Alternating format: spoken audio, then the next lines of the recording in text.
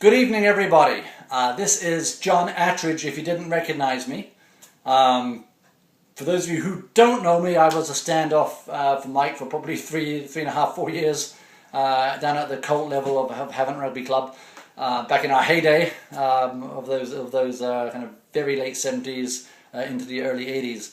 And Mike, I wanted to just wish you a very happy birthday. I'd like to thank John Mangnall for reaching out to me, letting me know that it was your birthday, and for encouraging me to maybe take 2 or 3 minutes to wish you personally from 3.5 or 3,000 miles away a very happy birthday, and a huge thank you for being a great coach and a great influence in my life. And I'd like to share maybe a couple of events, or maybe a couple of points that I kind of took through my life from you, and also maybe share with Mike personally an event which was very funny for me and has kind of been seared on my brain because the actual event at that time was very funny, somewhat gross, but very funny. But even more funny was Mike's reaction to it and his description of what he saw. So let's visit that first. So it was the England-France game, and Mike and I were walking back through the parking lot,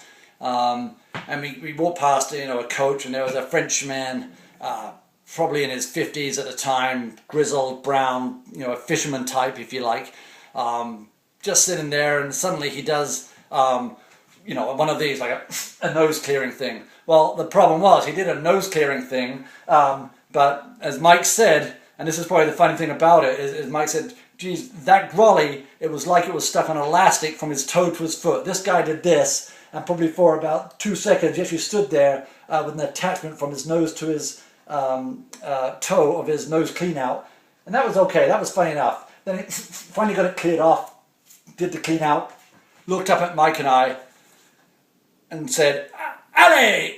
And that was enough for Mike. He just looked, and I thought I was going to have to carry him back because he was laughing, but it was laughing so hard. And then he was describing how this thing looked like a rubber band coming from this guy's nose, hitting the floor and staying there between the floor and his nose. Just a not so pleasant, but an incredibly funny moment. That Mike, I hope you remember that. That was a very funny thing.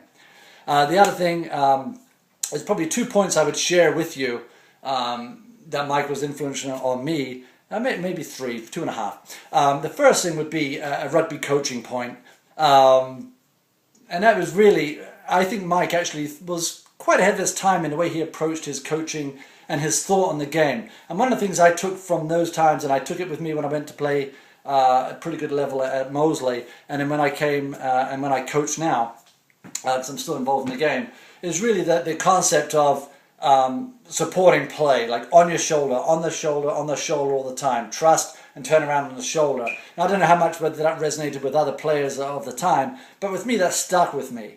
And really, Mike, even in those days, back in the late 70s, early 80s, was really kind of putting forth the idea that positions were really there for restarts and maybe certain specialty times. But for the most part, we're all rugby players, we're all in the field, and the big thing was everyone should be able to pass, take a pass and support, or ruck and more, and that was a pretty good philosophy which I took.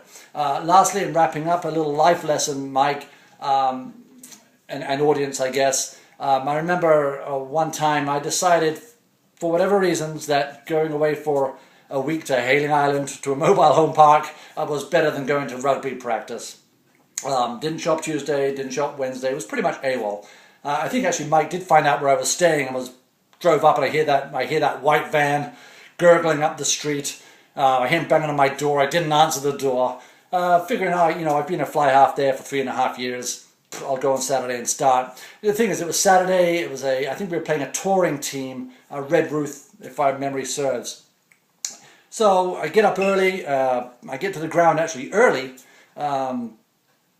To kind of do a mea culpa maybe and talk to Mike, and without any real drama, he basically gave me, don't go, do not pass go, do not collect £200.